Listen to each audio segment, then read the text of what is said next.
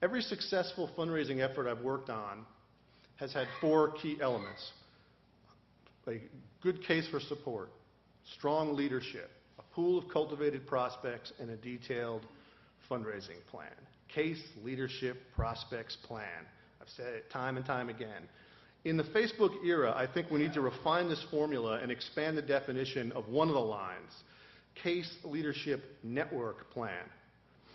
Think about it though. Hasn't this really always been the case? Aren't Facebook and the other networks really an extension of human behavior and the kinds of human behavior that fundraisers and nonprofits have tapped into now for decades? And therefore, aren't they really just another useful tool for fundraising? I think so. As fundraisers, whether in capital campaigns or in workplace giving efforts, we're trying to encourage, really to inspire. And Mark Zuckerberg's famous social graph can be used to help causes take action and to contribute to the treasure that we bring to those causes.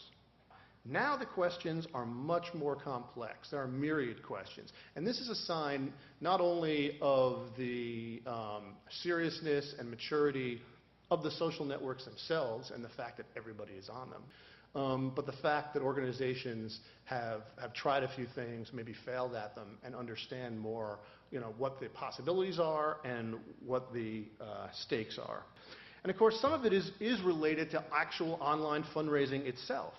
I mean, we've grown from nothing, virtually nothing, trace amounts, in sort of 1999 to 5 to 7%, depending upon whose count you believe, of overall charitable giving, or $15 to $20 billion, according to Network for Good, in just 10 years. Some of the biggest growth in the past couple of years has been through online efforts that are powered, and not just powered, but extended by social media. Yet most online giving is not yet, I think, directly related to social networks. Tiny amounts move through the actual social platforms at this point. Not much money is raised directly by Facebook and its causes platform, or by YouTube and the donation portion that they let you use for your cause. Much of the money is raised through the amplification of a cause that causes you to give money online or offline or someplace else. This graph by Blackbaud and N10, I believe either late last year or early this year, shows that the big money on the side, more than 100K raised via commercial social networks, is the exception rather than the rule. It's a tiny amount. So, I mean, the good news is that we're really just getting started and that the possibilities are there. I believe that the vast amplification that social media is clearly beginning to provide through Twitter, through Facebook, through many of the other platforms out there, is starting to empower giving. Blackbaud, which tracks actual donations entered in its database software, pretty interesting stuff, found that in its most recent survey that organizations using tools, using the social media tools out there are likely to raise 6 times more than those who don't. Now, that could be a statement about how the organizations run, how aggressive they are, how good their marketing is, whether they're really pushing the envelope. It's not necessarily an exact reflection of, oh, I used Facebook, so I raised 6 times more. But it is a reflection of a willingness to use the networks that are out there, to go where the people are, to find those dollars. And I think that raises a point that I often make with my clients. Social media is not a department. It's not a silo. It's not separate when it's used well.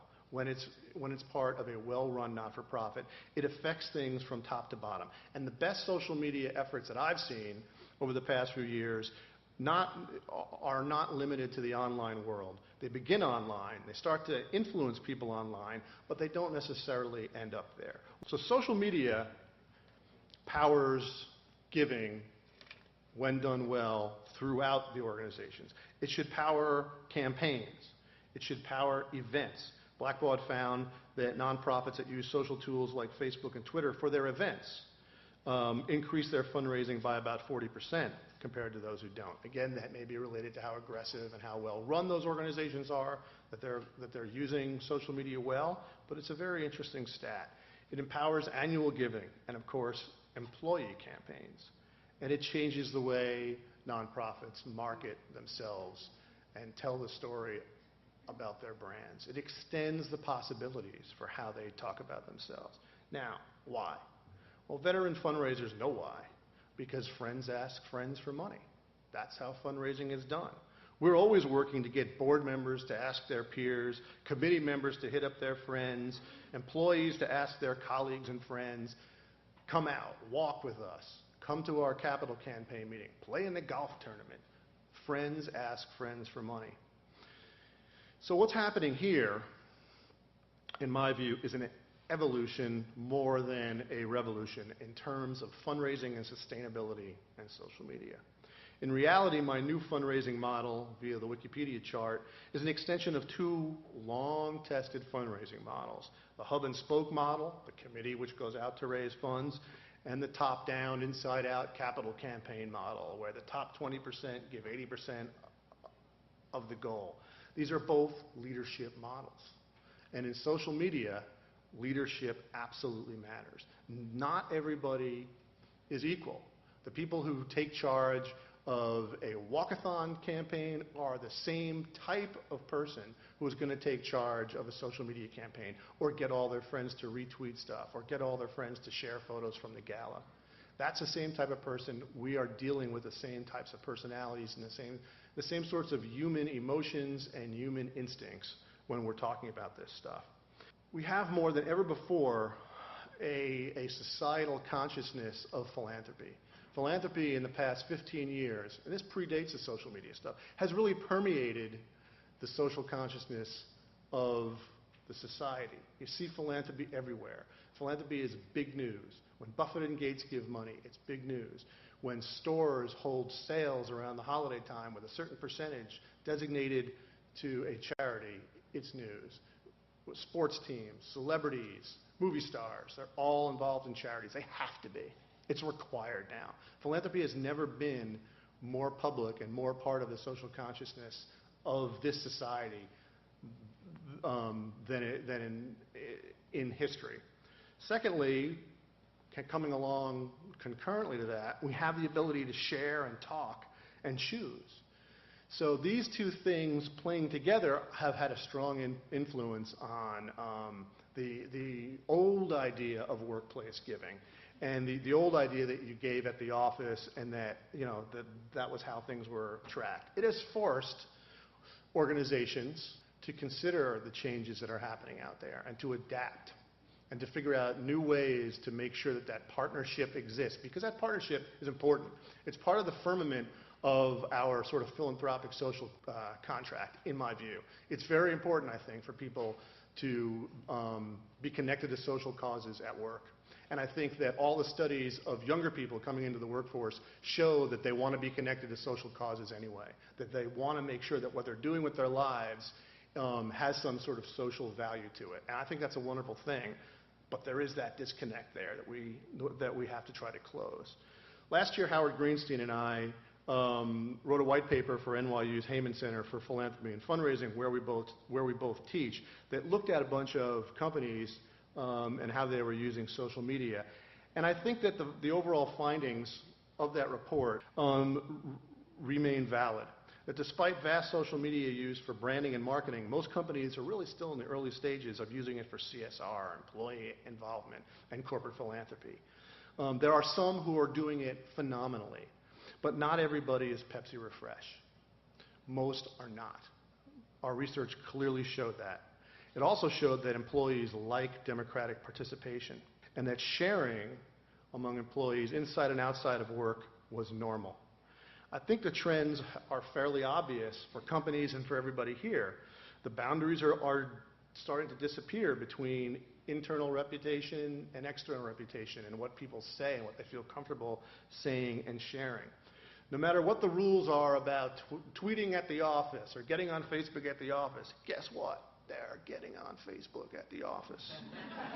People are connected virtually all the time, and they can be connected to the causes they want virtually all the time. And the corporate intranet or extranet can be part of their experience, but this is where it all starts. That's their connection to the world. The other thing that's interesting is that there's a gulf among companies. This is CECP's research, which showed a real divergence in the success of employee giving programs and social media.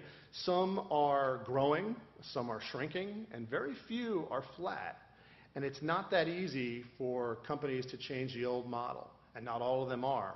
So there is a divergence, and this will have real repercussions for how we move forward and how we think about how we want to use social media to help close these individual gaps. So while employees are socially wired, we need to bring about that wave of giving that can and really should benefit the charities in this room and around the country. So how do we succeed? I'd like to take the opportunities to suggest 5 sort of very different strategies for sustainability. Some of this is slow growth. But the 5 are, watch the headlines, follow the innovators, think about measurement, proceed with caution, and adopt the principles that govern networks. So if we start with watching the headlines, hey, what a year it's been for this. Regardless of your personal political beliefs, the speed of some of the citizens' movements over the past year has really been stunning.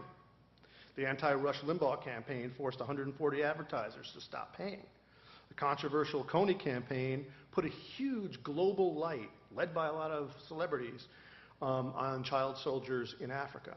The Komen Planned Parenthood dispute showed how quickly a nonprofit can lose favor online. That thing was really driven by a strong and very angry online network. The speed in organizing and the effectiveness in organizing online was really clear in the citizens' battles about internet content regulation.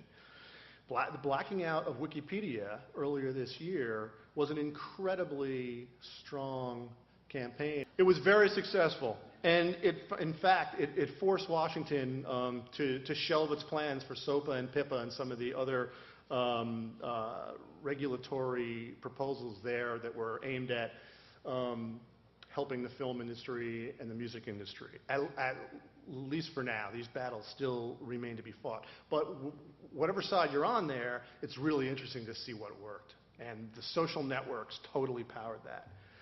The rise in so-called leaderless organizing and the amplification of relatively small groups on the ground with many, many millions online were really about distributed leadership and the speed of the message that resonated. Whatever you think of the politics, Occupy Wall Street changed the discussion.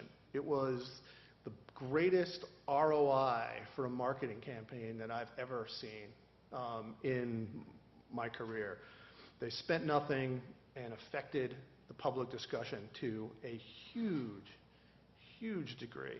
And most of that was because of 2 factors. One, there were leaders in the leaderless organization, people who were willing to stand up, march, carry signs, and online amplification, people with big followers on Twitter. And 2, they knew how to bring this thing to your desktop live. Live really became something very important over the past year, and it's something that everybody here has to consider. The speed that we are dealing with now is remarkable, and I don't think it's going back. I said follow the numbers. I said follow the innovators. We'll get to the numbers in a second. And there are a number of platforms that I think are very much worth following. I have followed these closely for about 5 years now. Global Giving is a great example. They've distributed about $100 million since they started up about a decade ago. And the innovation that platforms like these put out there is very, very much worthwhile for all of us who are trying to raise money for causes to see. The thing about Global Giving, which is based here in Washington, D.C., is that they tell online stories really well. They provide a real connection to the cause, and they show you the inside working of NGOs around the world solving problems. During the Japan earthquake last year, my first instinct, because everybody wanted to give, and yet Japan was an industrialized, fairly wealthy society, so you didn't really know what to do. And I wasn't going to text anymore. I wasn't going to text money to the Red Cross at this point. Not that that's not a great thing to do, but I was looking for something more. I knew Global Giving would have something more, and I knew that they would have 5, 6, 10, 12 NGOs that they already had a relationship with on the ground in Japan, and so I gave some money to them. And in the years since then, they have reported back to me many times about how my money was being used and what the stories were on the ground there. And they used video very well and photos really well and blogs really well. The growth of the social media platforms, the fact that these vast networks are now connected, has helped the other innovative change platforms out there because people can share the fact that they've participated in this. So the Global Giving Stories got extra life on Twitter and Facebook. And in fact, global giving is now sustainable. It has reached a point where the revenue from its transactions, aside from the money that it gets from foundations and companies, is now paying for it to run. So it's reached that sustainability. Change.org has also reached that level of sustainability. The fees that they get cover its expenses. People are going online and finding crowds that are willing to help kickstart something, get it started. So I think even if you're raising money for a local organization or a hospital or an environmental group, it's important to look at some of the work that's being done by these very interesting platforms. It's important also to learn how to keep score. This is number 3 in my hit parade. Measurement, I think, really has to matter. We have to ask, what can reasonably be measured? What should we measure that's really relevant for us? And we have to understand, what can't we measure? And as we look at this, because social networks are still developing, because it's still early days, we have to understand that this is a mix of math and art. And the art part comes from you guys. It comes from understanding the ground that you're working on. It comes from understanding the local community or the Single Disease Foundation arena and understanding your audience and where things are, and then taking a look at what the measurements are and what it might mean. And being open to asking questions about that over a longer period of time than you might normally be. I mean, you have to make a plan, but the plan may not pan out. There are so many measurement tools out there. You can look at one supporter and measure his entire network. You can see where their social network connects, how many people they have, who they know, what they've tweeted, what links they've shared. This is not just quantitative analysis. This is intelligence. It's the kind of stuff you do when you're looking at approaching a major donor. And in a smaller way, as you're trying to build what I like to call super fans, people who will be your captains out there on the social commons, going out and sharing, and really, they love your cause. Understanding where they're coming from and who they know, and how you can make them and empower them as your network leaders, I think is key. We can measure actions. There are an incredible number of services out there that will allow you to track retweets, shares, links, comments, likes, track various hashtags. We can also measure networks, the size of the actual and potential audience for our content. This is relatively simple. This is, the Girl Effect. It's pretty easy to see that the Girl Effect's network is rather large. It's hundreds of thousands of people. We should have an idea about how large the network is and whether it can truly amplify how far we want to take our message. The measurements can be simple. They can be a retweet, which is a simple A/B switch, really, or they can be a lot more complex. And these are relationships that may require what I described earlier in terms of major gift style research, person-by-person connections rather than an automated feed. As with the rest of our fundraising lives, data will drive our decisions. Some of this we must understand in social media, as in the rest of life, is beyond our control. Things will happen. We are giving up control when we move into the social media area. And so we have to understand that, the market will decide in some ways whether your stock goes up or down. And some things don't work. And so we have to learn to adjust and realize our failures. And when this ship sinks, we got to float another one. And we have to build that into the planning that we do. Every social media campaign, every organization should have a plan for social media, but part of that plan has got to be the flexibility to make change. Number 4 is proceed with caution. This is really 2 minutes on the dark side. There are landmines out there, and other organizations have hit them. I'm sure nobody in this room has, but we've all seen it happen. There are trends and developments and actors on the social networks and the social commons who aren't necessarily community-minded. Censorship is a complex issue. Sure, as Americans, we think free speech.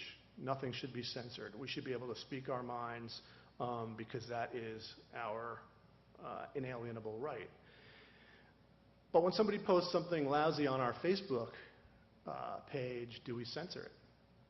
It is a real question, and we need to understand what the ramifications are and what it means. One of the force multipliers in the Susan G. Komen controversy, and without casting any aspersions on the organization, but it has to be said, one of the force multipliers of that whole thing, what drove some of the early outrage, was that they did erase comments on their Facebook page. And so people commented again, why did you erase my comment? And then they tweeted the comment. Here was my comment. I'm tweeting it before it gets erased. And they took screenshots. And it was a multiplier. So as we consider what we're putting out there and empowering people to say stuff about us, we have to consider the idea of censorship. Privacy as well. That's another complex issue. Probably all have nice privacy policies on our websites, and we probably think that we're keeping our donors private and our users private. But I think not enough of us ask, what do our supporters really want? Do they know? Do they really want us to share the fact that they've given money? Do they really want to be public with their support for us? I think getting involved in a very public way and discussing it with our own networks is key. Finally, corporate ownership is another complex issue. I started talking about Facebook. It's now a giant publicly traded corporation that has to answer a quarterly profits call to Wall Street. We're investing our data in platforms that operate, one, far outside of our control, and two, for a profit. We don't know what Facebook and Twitter will enforce next week, next month, and next year. So we have to understand that we are dealing not so much with our own data, but with their rules. And we have to make plans to be able to deal with it and to be lithe and quick and skillful in how we are able to move through that. Finally, I want to take you through some rules of the road, the principles of social networking. I think principles really matter. And I think this set of 6 or 7 things that I'll run through really quickly are things that you should be considering as you go out to make a plan for sustainability and fundraising using social media. Authenticity. Be as close to the real you online as possible. This really, frankly, the shortcut to this is that senior management and, if possible, board members have to be involved. The voice of authority really does carry the weight online. And if people see that the person who's in charge, or the people who are in charge, or the people who are giving money are the voices, it's a more authentic organizational voice. We need to be open. And by being open, I don't mean throwing everything out there to be seen or just being open 24/7. It means signaling that we're open for business. That, in terms of our social media, you're dealing with a real person, with real contacts, that you're having a real conversation, that your social feeds are not automated, or at least mainly not automated. There is one United States senator, who I will not name, but she's from Missouri, who has 10,000 followers on Twitter, but she follows one person, and that's her chief of staff. That is a very, very bad signal. That shows that she is open to broadcasting what she wants to say on Twitter and cherry-picking a little bit of what her constituents say, but other than that, she doesn't really want to hear from you. I would say that's not a best practice, and as organizations, we want to avoid that. Very closely related is the willingness to engage. We aren't a billboard. And who would have thought the U.S. State Department would be one of the most innovative institutions in our time in terms of social media and openness? Not that everything they do is open, but it's been really phenomenal to watch. very small and interesting trick. The State Department is very active on Twitter. They have many different feeds, and a lot of their officers are very active on Twitter. But on the main State Department Twitter page, what they do one thing that I think is really cool. They have an officer on duty, and so they change their Twitter description every time. This time it's Luke. You probably can't see it. It's really small up there. But they change it. Anytime somebody signs on, they change their little description to put in the name of the person who's sitting behind the controls. And that person is empowered to a certain degree to engage in a conversation with people out there.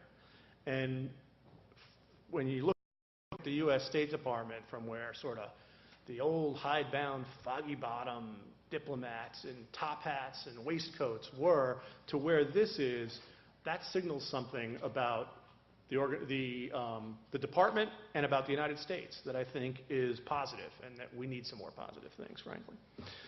Collaboration is also something you have to write into your plans for sustainability. This is all about sharing. I started out talking about Facebook because it's the biggest sharing platform there is. But you're inviting users in. You're telling fans, donors, and friends that they can tell your story. And in sort of the jazz motif, the song's going to be better if everybody kind of collaborates and is given their chance to solo. You have to try to be open to that and to allow that collaboration. Transparency, we know there's pressure to be transparent in all things. This is a huge trend, and being transparent online is just a continuation, I think, of the societal drive, especially in this country, to be more transparent with what we do, what our statistics are, what our reports are. So build that in as well. Stewardship is something that we all know. It's all about building relationships in fundraising, so it's the same thing online. It's all about building relationships. It's not about building lists. Nobody is thrilled to be on a list, I can tell you. I'm on the president's list, and he emails me every day, Sometimes it just says, hey. That's usually from Joe Biden. Hey.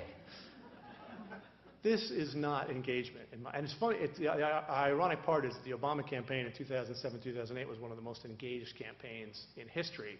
It was fantastic. They really empowered people right down to the county and the city and the ward level to go out and take action.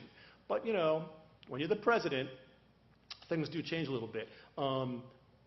I would urge them, and I would urge you, to adopt that model of stewarding those relationships, empowering them. And tone matters. I'll give you a second to read this. It's really important to realize that you are not removed. And that sounds simple, but you're not. And the more the barriers come down, the more the fortresses fall in the world in terms of communications, and they are. The more anybody can get in your face, and they're getting in the faces of the largest organizations out there, the more your tone matters, and a sense of humility has to be there. It can't just be, we know best, don't bother me today. The Red Cross has done the most fantastic turnabout. Understandably, after Hurricane Katrina and some of the other disasters, they were seen and criticized as a fortress institution, one that didn't want to hear criticism, one that didn't share its information, one that wasn't transparent, one that was really open to charges of misusing funds from donors in the way that the donors wanted them used, i.e., get them to the emergency now. They have really changed, and they've changed through social media. My friend Wendy Harmon is really the social media officer there. And she has brought about kind of a bottom-up revolution. She's fought a huge internal fight there and has made the Red Cross an always-on organization. There is always somebody behind the Twitter feed of the Red Cross. There's always somebody there watching the Facebook. They're listening. Listening is such a huge part of this. And of course they needed to change how they spent the money too. That's not necessarily secondary, but they talk about it. You get the feeling now that you can reach out to the Red Cross, and now they're starting to train their chapters and kind of build it out and have it move right across the country. In my view, this is a lifesaver for what had become a somewhat old-style, large not-for-profit that didn't necessarily live up to the ideals that its donors had for it. And it's great. It's a wonderful thing to see happening. I think we should all take a lesson from that. It was a few months ago, they opened this new 24-hour data center where they are on top of not only stuff that's said about the Red Cross, but they're using it to see where disasters are happening, to see where there's a tornado, or where people are where there's a flood happen. It may be in advance of the news. Some of the stuff that Google's been doing with this is interesting too. They are using social media to change the way they operate. Letting users share, encouraging them to do that, giving them, making them feel empowered to share, to tell your story for you, making them part of that team. As I mentioned earlier, the Obama campaign in 2008 was a huge part of that. I worked with an immigration rights group on Long Island that was trying to change the discussion of that rather thorny issue and make it more about human beings. And we flipped the strategy flipped their whole operation on end. We changed their website into a blog and made it all about outreach and asking people to tell their stories. And we had people on both sides of that issue engaging on the website and really talking about it, and then taking that into public forums. So it was a huge success. On a small scale, that organization's budget was about $500,000 a year, but it really made a huge difference. Finally, accountability. Ms. Wilcox, send in someone to blame. Come on, who hasn't wanted to press that button? And I know I'm accountable to the clock here as well. But this is about an organization being answerable to those who support it. Social media really demands this. I urge everyone in the room who has a social media strategy, is online, to create a response plan now for when something happens, good, bad, or fast. It's taking responsibility and being accountable is the thing that people are looking for the most.